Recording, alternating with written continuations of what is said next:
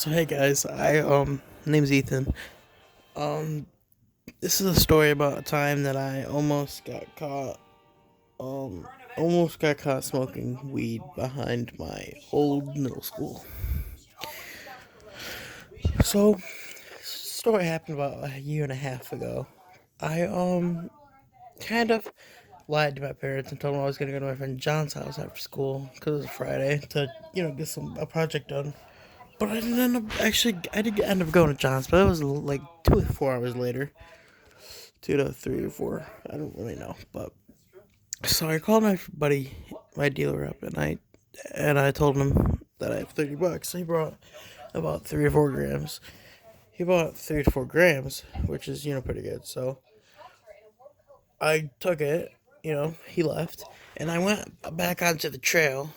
There was this trail behind my middle school, old middle school, which it was kind of a public trail, but not really. There was an entrance to the trail like a block away, but I didn't really feel like going all the way out there, so I just cut behind the school and went on the trail from there. And I just walked for a good 10 minutes up the trail to get to this part where you could like sit down and stuff. So I just sat down and I chilled for a little bit, and then I started smoking.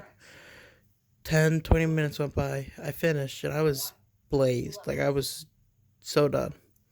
So I started walking back up the track because I was probably gonna head to John's, maybe walk around town a little bit more. So I guess the SRO officer, which is like the security guard for the school, since it was Friday, he was still on working. He's probably gonna leave in the next couple hours. But so he came out there because I guess he saw me on the camera, and I guess it was a little suspicious since nobody really enters the trail from there. They usually go where they're supposed to go. So what we did was he came up to me and he was like, "Well, what are you up to?" I'm like, "Yo, just going for a walk." And he's like, "What are you doing back here?" I'm like, "Just walking." He goes, "I'm gonna call the cops if you don't empty your pockets and give me what's on you." And I'm like, "What? What is wrong with me? What do you mean?" He goes, "I'm going to call the cops if you don't give me what's on you." I'm like, "Look, dude, I don't want any trouble. I don't have anything on me. I'm just trying to have a good night."